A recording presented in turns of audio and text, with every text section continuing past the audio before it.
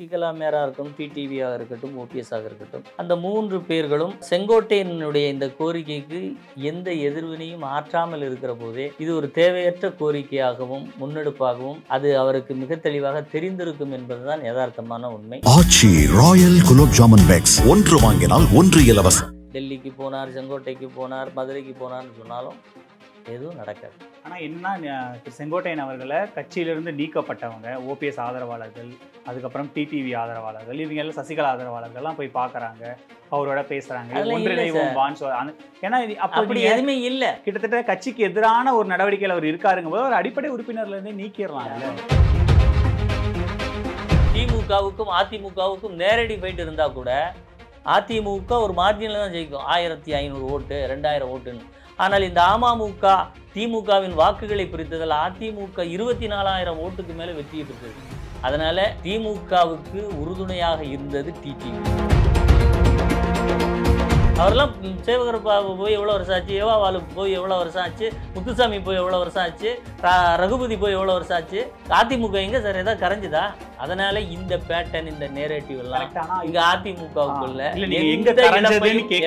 எங்க கரைஞ்சதுன்னு கேட்குறீங்க. ஆனால் நீங்கள் யோசிச்சு பாருங்க, ஜெயலலிதா மறைவுக்கு அப்புறமா நடந்த எல்லா தேர்தல்களையும் இப்போ அதிமுக சரிஞ்சு இப்போ 19.85 வந்து நிற்கிது அப்படின்னா அப்போ அது சரிவு தானே? 2024 கடைசி நமக்கு வந்த டேட்டா அதுதான்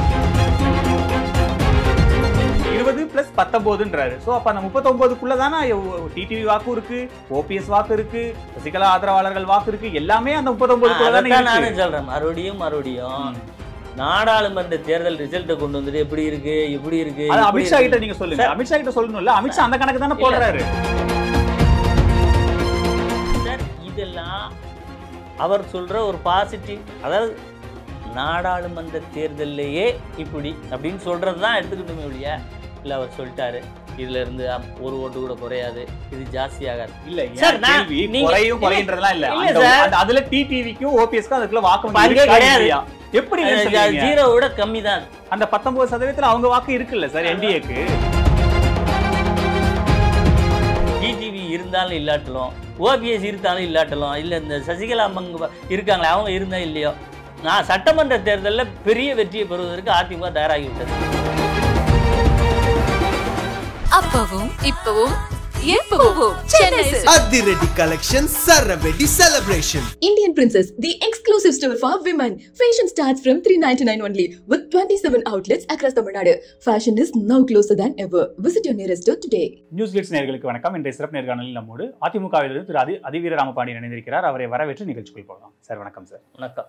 செங்கோட்டையன் பிரச்சனை இன்னும் ஒரு முடிவு பெறாமல் இருக்கு. எடப்பாடி பழனிசாமி அவர்கள் டெல்லி போயிட்டு வந்ததுக்கப்புறம், செங்கோட்டையன் அவர்கள் டெல்லி போயிட்டு வந்ததுக்கப்புறம் 2 பேர் சைடும் எதுவும் பேசிக்க மாட்டாங்க. ஆனால் இவர் கோபி வரும்போது இவர் வந்து பெருசாக அவரை வந்து வெல்கம் பண்ணல, இவரும் வரல. ஆனால் இவருக்கு பயங்கரமான கூட்டம், பெரிய வரவேற்பு கொடுக்கப்பட்டிருக்கு. இந்த பிரச்சனை இப்படியே வளர்ந்துட்டே போனால் தேர்தல் சமயத்தில் அதிமுகவுக்கு ஒரு பின்னடைவு தானே? இது பிரச்சனையாகவே இல்லையே சார். அதாவது நீங்கள் சொல்கிறீங்க இருவரும் டெல்லிக்கு போயிட்டு வந்தார்கள் அப்படின்னு. அந்த கேள்வியிலே ஒரு நேரேஷன் என்னென்னா, டெல்லிக்கு போயிட்டு வந்தது அவரவர் தனிப்பட்ட விருப்பம். இப்போ பொதுச் செயலாளர் எடப்பாடியார் அங்கே போகிறாருன்னா கூட்டணி குறித்து பேச இன்னும் நிறைய என்கேஜ்மெண்ட்ஸ்லாம் இருக்குது, அதாக போயிட்டு வராங்க. அதே போல் செங்கோட்டையன் அவர்கள் மத்தியில் போய் பார்த்துட்டு வராரு. மத்தியில் இருக்கிறவர்கள்னால் அவர் முன்னாள் அமைச்சருங்கிற அடிப்படையில் போய் பார்த்துட்டு வந்திருக்கலாமே ஒழிய, அதற்கும் உட்கட்சி பிரச்சனைக்கும் இப்போ அவரே வந்து இங்கே நான் போய் யார்கிட்டையாவது பேசினேன், அவங்க இப்படிலாம் எனக்கு இன்ஸ்ட்ரக்ஷன் கொடுத்தாங்கங்கிற விவரத்தை அவரும் சொல்லலை. சரி, அவர் இது போன்று ஒரு பிரிந்தவர்கள் சேர வேண்டும் என்கின்ற ஒரு கோரிக்கையை வைத்த போது, அந்த கோரிக்கை வைத்த பின் யாரையெல்லாம் சேர்க்க வேண்டும் என்கின்ற துணியில் அவர் பேசினாரோ அவர்களெல்லாம் வேறு துணியில் பேசுகிறாங்க. ஒரு உதாரணத்துக்கு டிடிவி எடுத்துக்கிட்டிங்கன்னா, நான் வந்து தனி கட்சி அதிமுகவிலே, எனக்கும் அதுக்கும் என்ன சம்மந்தம் இருக்குது அப்படின்னு சொல்லக்கூடிய நிலை. அடுத்து எங்கே ஓபிஎஸ் கூட அதிமுக பக்கம் போய் விடுவாரோ, ஏதாவது காம்ப்ரமைஸ் பண்ணிடுவாங்களோ, பண்ணி சேர்ந்துட்டாருன்னா பிரச்சனை ஆயிருன்னு சொல்லிட்டு அவருக்கும் நான் தான் பேசுகிறேன்னு சொல்லி அந்த பாயிண்ட்டே அவர் அடைக்கிறார்.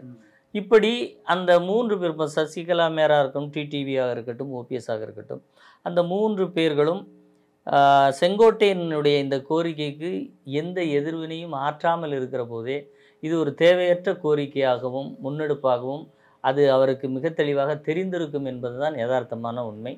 இதில் வந்து என்ன ஒன்றும் நடக்கவில்லை அப்படின்னா, என்ன நடக்கணுமோ அது நடந்துருச்சு. ஒரு தலைமைக்கு இல்லை பொதுச் செயலாளர் அப்படிதானே சார்? அப்படி கிடையாது. டெல்லியெல்லாம் வந்து இந்த இஷ்யூவில் ஒரு மேட்ரு கிடையாது.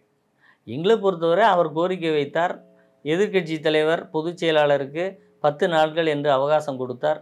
அதிமுக கட்சியில் இது போன்ற ஒரு ஸ்டைல் ஒரு செயல்படுற விதம் தலைமை அல்ல, தொண்டர்களாலும் ஏற்றுக்கொள்ள முடியாத ஒரு செயல். அதனால் அவரை மாவட்ட செயலாளரிலிருந்தும் அமைப்பு செயலாளரிலிருந்தும் நீக்கியிருக்கிறோம். தொடர்ந்து அவர் இது போன்ற செயல்களில் ஈடுபடாமல் கட்சிக்கு சரியாக இருந்தால் அடுத்தடுத்த நிலைகளில் அவர் வரலாம். அல்லது தொடர்ந்து இதே நிலையில் இருந்தால் அடுத்தடுத்த நடவடிக்கைகளை கட்சி முழுவதுமாக சேர்ந்து கூடி அல்லது தொண்டர்களுடைய விருப்பத்திற்கு இணங்க அடுத்த கட்ட நடவடிக்கை தொடரும் தானே ஒழிய டெல்லிக்கும் இந்த டெல்லிக்கும் இங்கேக்கும் தொடர்பு போட்டு தேவையில்லாத விஷயங்களை பேசுவதே நான் வந்து ஒரு தேவையில்லாத ஒரு நெரேட்டிவ் செட் பண்ணுறதுன்னு சொல்கிறேன்.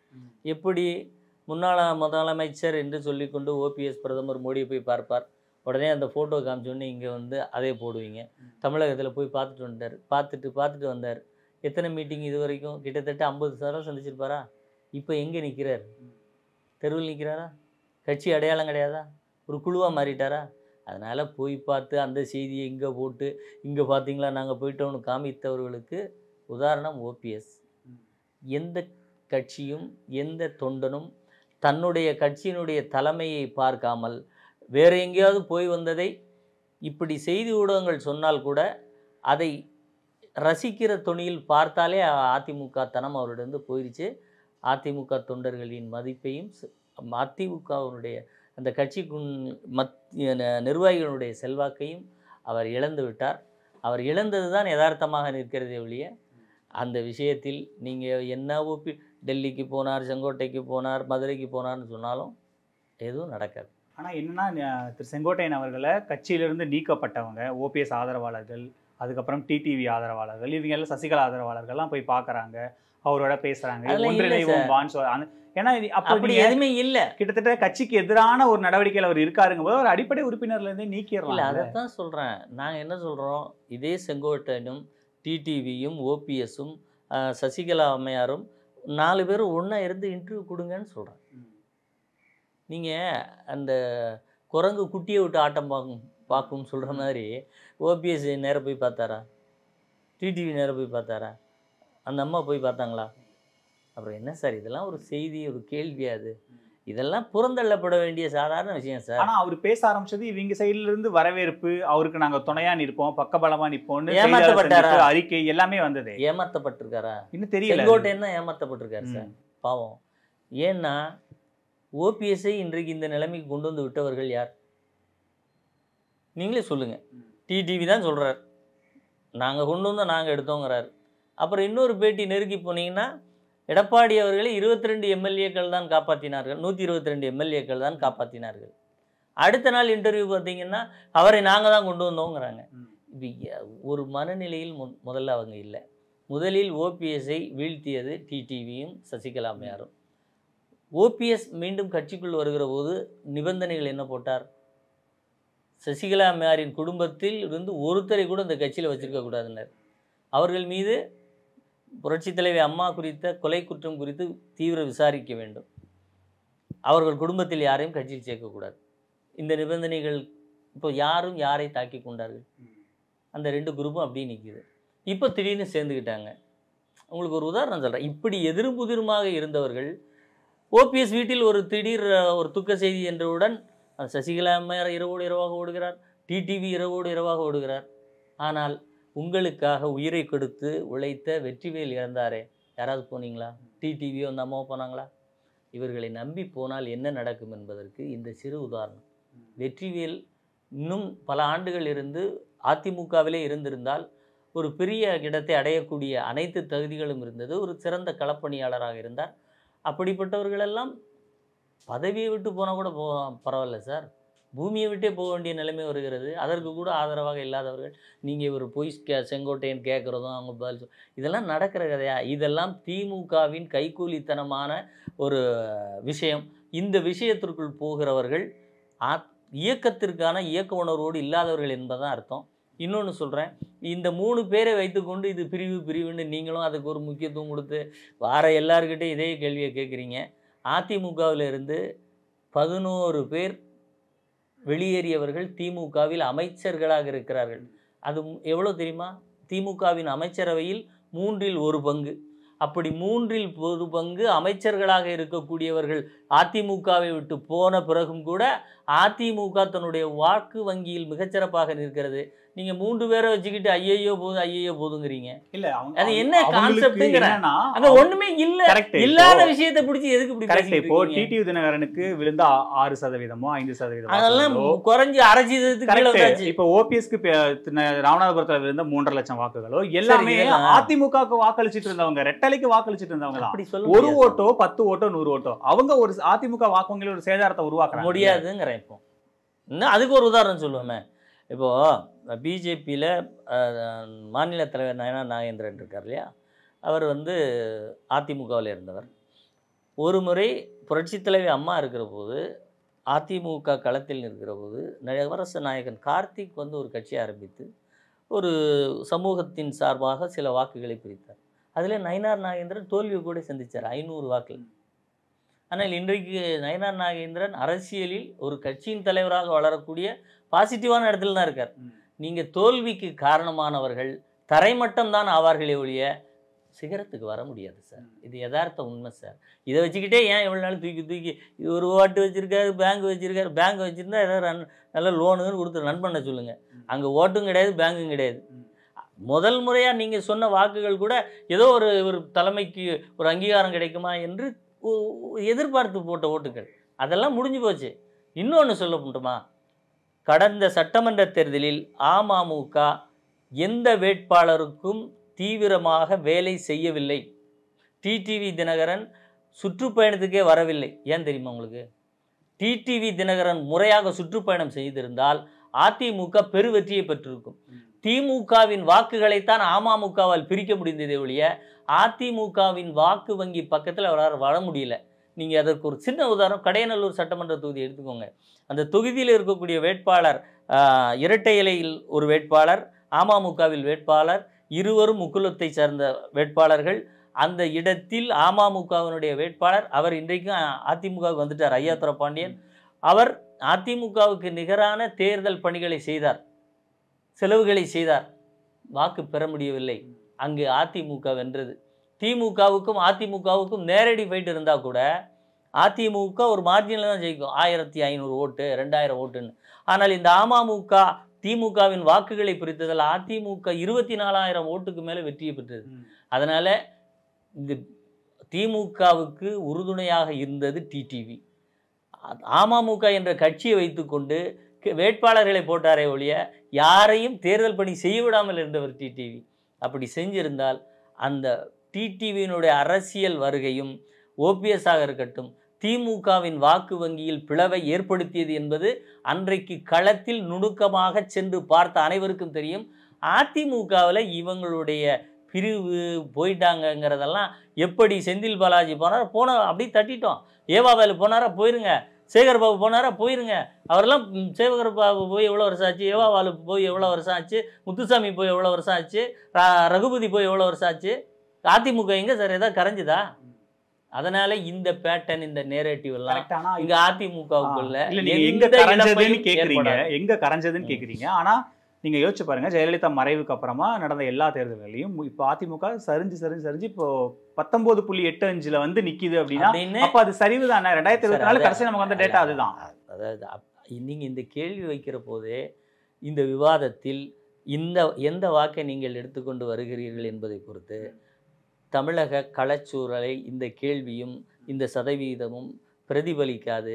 இது ஒரு பொய்யான கட்டமைப்பின் மீது நடந்து கேள்வியும் விவாதமும் பண்ணுவதாக அர்த்தம். ஏன் அப்படி சொல்கிறேன்னா, நாடாளுமன்ற தேர்தலினுடைய முடிவுகளை சட்டமன்ற தேர்தலோடு பொருத்தி பார்ப்பதை போன்று ஒரு அபத்தமான ஒரு புரிதல் இல்லாத நிலை வேறு எதுவுமே இல்லை என்பது என்னுடைய கருத்து.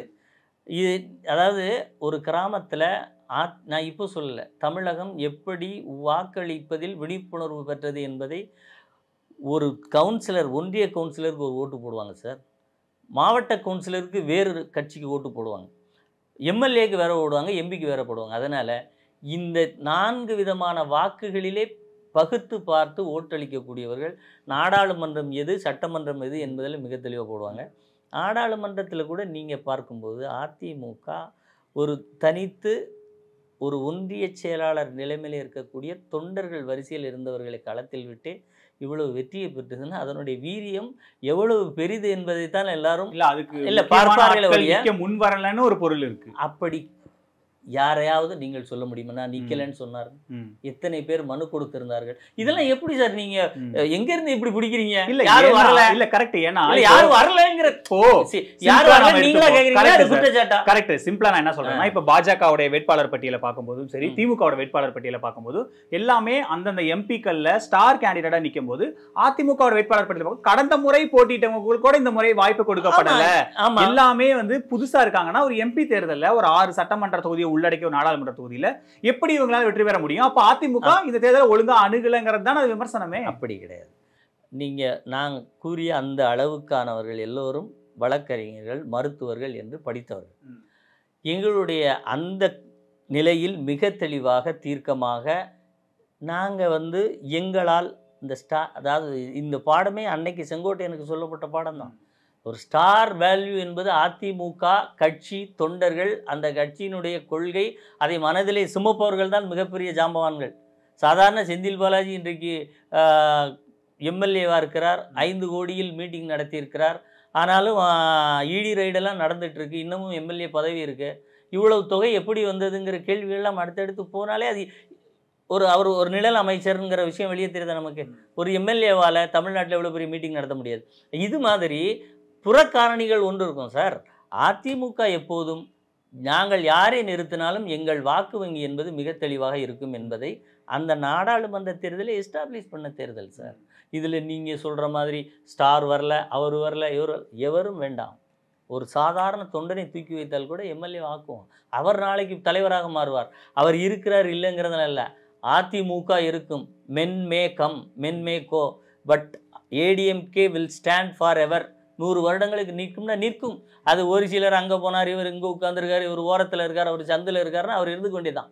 வாக்கு வங்கியிலெல்லாம் ஒரு மிகப்பெரிய பாதிப்பை யாராலும் ஏற்படுத்த முடியாது. ஆனால் என்னென்ன சார், இது அதிமுக தனிப்பட்ட ரீதியாக, ஆனால் கூட்டணியாக பார்க்கும்போது என்டிஏக்குள்ளே இருந்தவங்களுமே இப்போ டிடி தினகரன் ஆகட்டும், ஓபிஎஸ் ஆகட்டும், நீங்கள் அவங்களை தனிப்பட்ட ரீதியாக பார்க்குறீங்க. ஆனால் பாஜகவோட கன்சர்ன் வந்து என்டிஏ கூட்டணி பிரியுதே, இன்னும் பாமக பெருசாக உள்ள வரல, தேமுதிக ஹோல்டு கொடுக்க மாட்டாங்க, ஜனவரின்னு சொல்கிறாங்க, இருந்தவங்க வெளியில் போயிட்டாங்கங்கும் போது அப்போ ஒரு கூட்டணிக்குள்ள ஒரு பெரிய சிக்கலை உருவாக்க எடப்பாடி இந்த சிக்கலை உருவாக்கிட்டாரோ? ஒரு அதுதான் கேட்குறேன். அதெல்லாம் ஒன்றும் கிடையாது.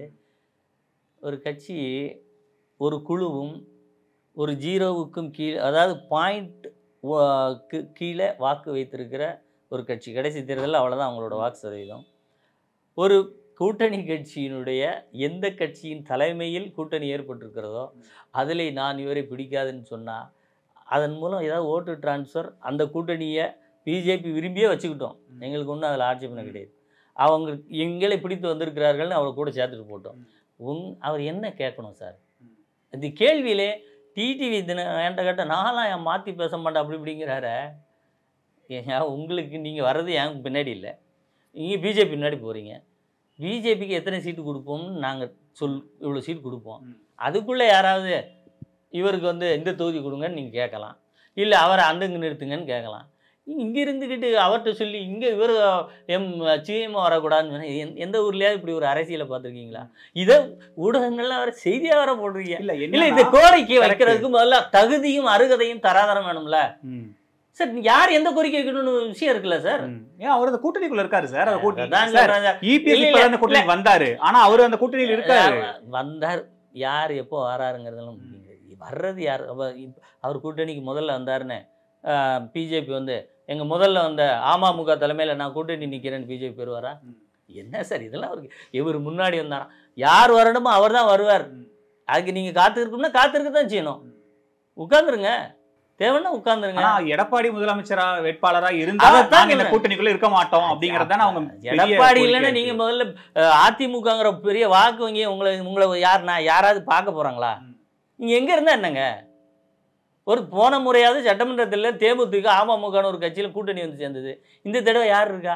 நான் டிசம்பரில் யார் கூட போவேன்னு சொல்லக்கூடிய நிலைமைக்கு போயிட்டு வந்து ஒரு கூட்டணி கட்சி எந்த கூட்டணியில் தலைமை ஆகிருக்கோ அவரை வந்து அவர் இருக்கக்கூடாது, இல்லை இந்த சேர் இந்த பக்கம் இருக்கணும். இது என்ன இல்லை, இது அதிமுகவுக்கு கன்சர்ன் இல்லாமல் இருக்கலாம், ஆனால் பாஜகவுக்கு அந்த கன்சர்ன் இருக்குல்ல. அமித்ஷா அவர்கள் பேசும்போது 20+19 பண்ணிக்க வேண்டியது சார். இல்ல நீங்க டிடி தினகரன் 0.5% தள்ளுறீங்க. ஆனா அமித்ஷா கணக்கு சட்டமன்ற 39 20+19ன்றாரு. சோ அப்ப அந்த 39க்குள்ள தானே டிடிவி வாக்கு இருக்கு, ஓபிஎஸ் வாக்கு இருக்கு, சசிகலா ஆதரவாளர்கள் வாக்கு இருக்கு, எல்லாமே அந்த 39க்குள்ள தானே இருக்கு. நானும் சொல்றேன் மறுபடியும் நாடாளுமன்ற தேர்தல் ரிசல்ட்டை கொண்டு வந்துட்டு எப்படி இருக்கு அமித்ஷா கிட்ட நீங்க சொல்லுங்க. அமித்ஷா கிட்ட சொல்லணும்ல, அமித்ஷா அந்த கணக்கு தானே போடுறாரு. நீங்க எந்த கணக்கின் அடிப்படையில் கேட்குறீங்களோ அந்த கணக்குக்கு தான் நான் பதில் சொல்றேனே வைங்களேன். இது எதுக்கு நீங்க நாங்க கேட்கல அவர்கள் எவர் கேட்டாலும் தமிழகத்தின் யதார்த்த நிலை இதுதான். அந்த நாடாளுமன்றத்தில் பெற்ற வாக்கையும் அந்த சதவீதத்தையும் சேர்த்துட்டு இப்படித்தான் ஓட்டு விழும்லாம் கிடையாது. இங்கே அதிமுக நின்னா சட்டமன்ற தேர்தலில் வாக்கு வங்கி ஓட்டு போடுகிற விதமும் வேறு. உடனே நாடாளுமன்றத்தில் பார்த்தீங்களா இதெல்லாம் கூட்டினா அப்படியே இருக்காங்களா? ஓட்டு போட்டவங்களாம் உயிரோடு இருக்காங்களா? அதில் எவ்வளோ பேர் இறந்துருக்காங்க? நியூ ஓட்டர் என்ன சார் இதெல்லாம்? இந்த மாதிரியான சின்ன சின்ன கேள்விகளும் 4 கேள்வி அதை தொடர்ந்து யதார்த்தத்தோடு கேட்டால் அது உடைந்து விடுகிற ஒரு பிம்பத்தையும் தான் நீங்கள் கட்டமைச்சு வச்சுருக்கீங்களே, கேள்வியாக கொடுக்குறீங்களே இல்லையா? இது கள யதார்த்தத்தில் ஒரு விவாதம் என்று தமிழகத்தில் இல்லவே இல்லை. அப்ப அமித்ஷாக்கு இந்த கள யதார்த்தம் தெரியலன்றீங்களா? நான் அமித்ஷான்னு சொல்லலையே. ஏன்னா அமித்ஷா தான் சார் அந்த டேட்டா கொடுக்குறாரு. என்னோட அமித்ஷா வந்து தமிழகம் வந்தபோது மேடையில பேசினாரு 20+19 39% அதிமுக வருது, என்டிஏ ஆட்சி அமைக்குது மேடையில பேசுறாரு. சார் இதெல்லாம் அவர் சொல்ற ஒரு பாசிட்டிவ், அதாவது நாடாளுமன்ற தேர்தலையே இப்படி அப்படின்னு சொல்றது தான் எடுத்துக்கிட்டுமே ஒழிய இல்லை அவர் சொல்லிட்டாரு இதுல இருந்து ஒரு ஓட்டு கூட குறையாது, இது ஜாஸ்தி ஆகாது. இல்ல கேள்வி குறையும் குறைன்றதெல்லாம் இல்ல. அதுல டிடிவிக்கும் ஓபிஎஸ்க்கும் அதுக்குள்ள வாக்கு கிடையாது.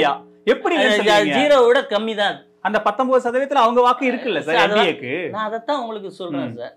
அதாவது நீங்க ஒரு விவாதத்துக்கு எடுத்தீங்கன்னா புரிதலும் அதுல கொஞ்சம் இருக்கணும். அன்னைக்கு சொன்ன புள்ளி விவரத்தை கொண்டு வந்து அவர் சொல்றாருன்னா அவர்கிட்ட நீங்க இந்த கேள்வியை சார் அதுல பாதி பேர் இறந்துருப்பாங்கன்னு கேட்டிருந்தீங்கன்னா நீங்க புத்திசாலி. அந்த ஸ்டேட்மெண்ட்டை சொல்றீங்க. நான் அதுக்கப்புறம் நாட்கள் கடந்திருக்கு, இல்லை நான் முடிச்சுக்கிறேன், நாட்கள் கடந்திருக்கு, மாற்றம் வருகிறது, அதுக்கப்புறம் இது சட்டமன்ற தேர்தல் அப்படிங்கிறது நீங்க கேட்கணுமா இல்லையா அவர்கிட்ட?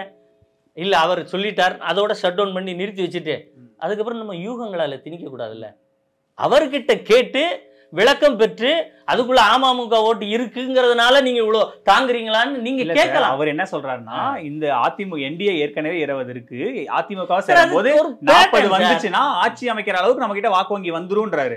அது ஒரு சமீபத்துல காட்டுற டேட்டா நாடாளுமன்ற டேட்டா சார். நாடாளுமன்றத்திலே அப்படின்னா அதிமுகவோட கூட்டணி சேருகிற போது நான் சட்டமன்ற தேர்தல் பீக்ல போங்கிறது அதோட மறைபொருள்.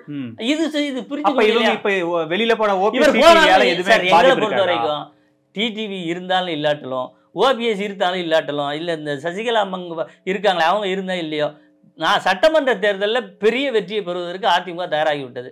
இன்னும் சொல்ல போகிறோம் அது கூட்டணிக்கு 6 மாதம் இருக்குது. கூட்டணியில் மாற்றங்கள் வரலாம், ஏற்றங்கள் வரலாம், இறக்கங்கள் வரலாம்.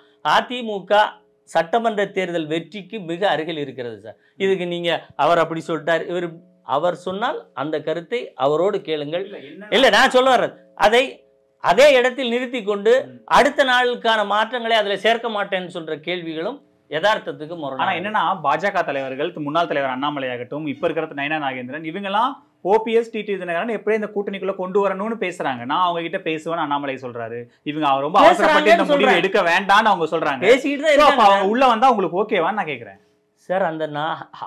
நாங்க பிஜேபி தலைமையில அங்க இருக்கிற கூட்டணியில போய் சேர்ந்து இருந்த போது தானே சார் நாங்கள் போய் சேர்ந்து என்ன எல்லாத்தையுமே ஒரு அதிர்ச்சியாகவும் அதிசயமாகவும் கேட்குறீங்க. அந்த கூட்டணி இருந்துச்சு, நாங்கள் அந்த கூட்டணியோடு சேர்ந்து கூட்டணி அமைக்கிறோம், அந்த கூட்டணியில் அதிமுக தலைமை வைக்குங்கிறாங்க.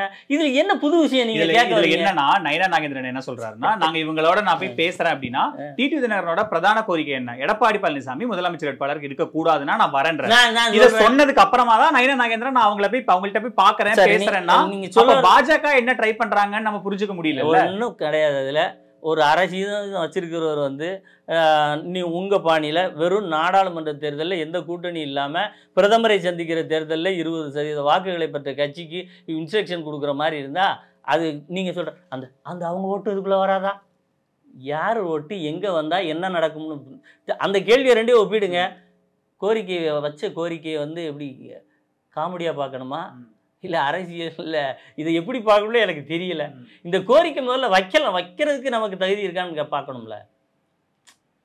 ஏன் இப்போ பிஜேபி அதிமுக தலைமைன்னு ஏன் சொல்லுச்சு? நீங்கள் சொல்கிற ஒரு 60% வச்சுருக்காருங்க, இவர் சதவீதத்துக்குள்ளே வராதவர் இருக்காருங்க, இவங்க 2 பேர்ட்டையும் கேட்காம நான் ஏதாவது பண்ண மாட்டேன்னு சொல்ல போகிறாரு. இவரே பாவம் இன்னொரு கூட்டணியில் போய் சேர போகிறாரு, முடிஞ்சே சேருவாங்கிறாரு, இல்லைன்னா இல்லாமல் போக போகிறாரு. இதுல என்ன விவாதிக்க வேண்டியது? இதுல என்னன்னா பாஜகவோட கன்சர்ன் இது ஒரு என்டிஏவா பிஜேபி இவங்களை சேர்க்க வேண்டும் விரும்பினால் ஏற்கனவே அந்த கூட்டணியில இவங்க இருந்தாங்க சார். இதுல கன்சர்ன் பண்றாங்கன்னா போய் ட்ரை பண்ணி பார்த்தா அவங்க பண்ண போறாங்க. நாங்க பேசல, நாங்க சேர்க்க கூட தேவையில்ல. நாளைக்கு நீங்க அவங்களுக்கும் பிரச்சாரம் பண்ணணும்ல, அவங்க ஆட்களுக்கும் பிரச்சாரம் பண்ணணும். எடப்பாடி பழனிசாமி நாங்க ஒரு கண்டிஷன்ல அப்படி நாங்க போக மாட்டோம்னு கூட போவோம். உங்களுக்கு என்ன இதுல என்ன சார் இருக்கு? ஒரு கூட்டணி முரணாடு இருந்தா களத்துல அது எப்படி கூட்டணியில முரண் தான் இருக்கும் சார். ஒவ்வொருடைய வாக்குகளை வாங்க முடியுமா முடியாதாங்கிறது தான். நீங்க என்ன பிஜேபி அதிமுகவும் கொள்கை வெளியில ஒன்னா இருக்கிறதா? இல்ல திமுகவும் கம்யூனிஸ்டும் ஒன்னா இருக்கிறதா? திமுகவும் விசிகாவுக்கும் ஒரே கொள்கையா? அப்ப ஒரே கொள்கையா இருந்தா ஏன் 2 கட்சியா இருக்கணும், 3 கட்சியா இருக்கணும்? ஏன் 12 கட்சி கூட்டணி தேவை இருக்கு? ஒவ்வொருவருக்கும் ஒரு தனிப்பட்ட தார்மீக கொள்கை உண்டு. அதனால கொள்கைக்குள்ள இல்ல சார், நான் தேர்தல் உடன்படிக்கையில தான் வரேன். கூட்டணியா இருக்கும்போது எல்லாரும் இப்ப திமுக கூட்டணி இருக்காங்கன்னு வச்சுக்கோங்களேன், எல்லாரும் ஒருமித்தமா சேர்ந்து ஸ்டாலினை முதலமைச்சர் ஆக்கணும்னு அவங்க ஒர்க் பண்றாங்க. அவங்க இணக்கமா எல்லாரும் இருக்காங்கல்ல, அங்க இங்க அந்த இணக்கப்பாடு இல்ல. ஒருத்தர் என்ன சொல்ல வரீங்க? சேர்ந்துட்டாரா? கூட்டணி சேர்ந்துட்டாரா இல்லையா? யார் சொல்றீங்க? டிடிவி கூட்டணி அவர்தான் எடப்பாடி நீக்கினாதான் நான் வருவேன்றாரு. சரி, இப்போ இவ்வளவு நேரம் ஒரு 2 கேள்வி பேசியிருக்கீங்க. இது அசம்ஷனில் கேட்குறீங்களா இல்லை என்ன அடிப்படையில் நம்ம இதுக்கு பதில் சொல்லணும்? நடக்காத கல்யாணத்துக்கு ஆம்பளை பிள்ளையா பொம்பளை பிள்ளையானே விவாதிச்சா நல்லா. என்டிஏ ஸ்ட்ராங்கா வீழ்த்த முடியும் சார். நான் சொல்ற கேள்வி, ஒரு விஷயம் நடக்கவே இல்லை, அதாவது எடப்பாடியை ஏற்றுக்க மாட்டேன், இந்த மாதிரி லைனில் கேட்கப்படுகிற கேள்விகள் முதல்ல நீங்கள் அதில் ஒரு தார்மீகம் வச்சுக்கிறீங்க. ஸ்டாலினை வீழ்த்துவதற்கு நீங்கள் முதல்ல ஸ்டாலினை வீழ்த்த வேண்டுமென்றால் அதிமுகவின் கூட்டணி தலைமை குறித்து பலகீன கேள்விகளை கேட்டு போகும்போதே தெரியுது இந்த ரூட் எங்கே போகுதுன்னு. அதனால் இதெல்லாம் விவாத பொருளாக மாற்றுறதே முதல்ல பலகீனம் சார். எந்த விவாதம் பண்ணுறீங்க நீங்கள்? அவன் 5% 10% வாக்கு வைத்திருக்கிறவர்களே எவ்வளோ ஜென்யூனாக டீசெண்டாக அவங்களுடைய ரெப்ரசன்டேஷன் வச்சுட்டு போயிடறாங்க. ஒன்றுமே இல்லாத நிலையில் இருந்துக்கிட்டு பார்த்தீங்களேன்னா இன்னும் 8 மாதத்தில் அந்த கேள்வியை அப்படி கேட்டதற்கு, நான் இப்படி இருக்கிறேன் என்று சொன்னதற்கான பதிலையும் அதிமுகவின் வெற்றியின் போது அவர்கள் அனுபவிக்க போகிறாங்க. அவ்வளோதான் இதில் இருக்க யதார்த்தம். இதில் பிஜேபி போய் அவங்கள்ட்ட பேசுது, அண்ணாமலை பேசுறதுன்னா பேசட்டும் sir. we are not concerned about, they may be concerned, okay, but we don't have any concern. ஆனால் இப்போ நம்ம கிரவுண்டில் அப்படின்னு பார்க்கும்போது இங்கே திமுக கூட்டணி ஒரு இன்டாக்டாக இருக்காங்க, கூட்டணிக்குள்ள ஒரு இணக்கப்பாடு இருக்குது. கமல் பூசா சேர்றாரு, பிரேமலதா போய் பார்க்குறாங்க, ஓபிஎஸ் போய் பார்க்குறாரு, சீமான் போய் பார்க்குறாரு. இந்த கூட்டணி எப்படி இன்னும் அலைன்ஸாக ஃபார்ம் ஆகும்னு நமக்கு தெரியல, இன்னும் வலிமையாகிற மாதிரியான சில காட்சிகள் நமக்கு தெரியுது. ஆனால் இந்த சைடு யாருமே அந்த மாதிரி வரமாட்டாங்க. கூட்டணிக்குள்ளே இருந்தவங்களும் வெளியே போகிறாங்கன்னா இப்போ கண்ணுக்கு தெரிஞ்சது அதிமுகவும் பாஜகவும் மட்டும்தான் இருக்கு என்டிஏக்குள்ள. இது எப்படி திமுக கூட்டணி வீழ்த்தா? ரொம்ப யதார்த்தமான ஒரு விஷயம் என்ன சொன்னால், நீங்கள் இப்போ இதுக்கு முன்னாடி ஒரு நேரேஷன் கொடுத்தீங்கல்ல, ஆட்சி மாற்றத்திற்கு எவ்வளோ ஓட்டுகள் சார் இந்த திமுகவுக்கும் அதிமுகவுக்கும் வித்தியாசம்? 10 ஆண்டுகள் அதிமுக இருக்குது, அதில் 4.5 ஆண்டுகளில் அதிமுக பலகீனமாக இருக்குது, அதிமுக கோர்ட்டுக்குள்ளே இருக்குது, அதிமுகவில் பிரச்சனை, அதிமுக ஆட்சியை தொடர முடியாது, அதிமுகவுக்கு 11 எம்எல்ஏ ஆதரவு விலகல், 18 எம்எல்ஏ ஆதரவு விலகல் எல்லாம் பண்ணீங்கல்ல. அந்த ஆட்சியை மாற்றுவதற்கு உங்கள் பாணியில் பலகீனமான தோற்றத்தை கொடுத்த பின்பும் வெறும், அதாவது 18 தொகுதிகளில் 24 தொகுதிகளில் ஒரு 1,83,000 வாக்குகள் தான் டிஃப்ரென்ஸ், மார்ஜின் அடைகிறது. அப்படின்னா நீங்கள் சொல்கிற திமுகவோடு இன்டாக்டு, அந்த டாக்டு, எக்ஸ்ட்ரா கூட்டணி, இது எல்லாம் அவங்களோட உயரம் அவ்வளவுதான். அதிமுக அடுத்து ஒரு கட்சியோடு கூட்டணி வைத்திருந்தாலே அதனுடைய உயரம் அதிகம். இன்னொன்று சொன்ன போனால், இதே போன்ற ஒரு நிலைமையில் வெறும் விஜயகாந்த் அவர்களோடு கூட்டணி வைத்து அதிமுக மிகப்பெரிய வெற்றியை பெற்றது. அதனால் அதிமுகவோடு வரிசைப்படுத்த வேண்டிய அவசியம் இல்லை. வாக்கு வங்கி அடிப்படையில் இன்றைக்கும் தமிழகத்தில் சட்டமன்ற தேர்தலில் அதிமுகவின் வாக்கு வங்கி அதிகம். அந்த திமுக பல கூட்டணிகளை சேர்த்து கொண்டு போகலாம், பல கட்சிகளை சேர்க்கலாம். இல்ல அந்த தேவையே இணக்கப்பாடு இல்ல, அந்த இணக்கப்பாடு எங்க இருக்கு? இணக்கப்பாடு எங்க இருக்குன்னு சொல்லுங்க. அவங்க எதுவுமே பொது வெளியில பேச மாட்டாங்க. பொது வெளியில ஸ்டாலினை தான் முதலமைச்சர்னு ஒரே புள்ளியில நிற்கிறாங்க. பாஜக எதிர்ப்புங்கிற ஒரே புள்ளியில நிக்கிறாங்க. ஸ்டாலின் இந்த கூட்டணி எல்லாம் கரெக்டா அரவணைச்சு கிட்டத்தட்ட 4 தேர்தலா இந்த கூட்டணி தொடர்ச்சியான வெற்றி இருக்கு. அப்படிங்கும்போது அது இணக்கப்பாடுன்னு தான் நம்ம புரிஞ்சுக்கலாம். சரி, நீங்க இணக்கப்பாடா இருந்துட்டு போங்க, என்ன பாடா வேணா இருங்க, உங்களை மக்கள் இணங்கி பாக்குறாங்கிறதான முக்கியம். நீங்க கூட்டணிக்குள்ள பிரச்சனை இருக்குன்றீங்களா? கூட்டணி பிரச்சனை மிகப்பெரிய பிரச்சனை ஓடிக்கிட்டு இருக்கு. ரத்த ஆறு தான் ஓடல, அந்த அளவுக்கு. சார் இப்போ காங்கிரஸ் ஒரு கோரிக்கை கேட்குது சார், எங்களுக்கு கூட்டணி ஆட்சி தான் வேணும் வர்ற தேர்தலில், இன்னும் எங்களுக்கு அதிகமாக சீட் வேணுங்கிறாங்க. ஆனால் என்னுடைய தனிப்பட்ட கருத்து என்னென்னா, இப்போ நடந்துக்கிட்டு இருக்கிறதே திமுகவில் திமுக ஆட்சின்னு சொல்கிறது போய் திமுகவில் கூட்டணி ஆட்சி தான் நடக்கிறதுன்னு நான் சொல்கிறேன்.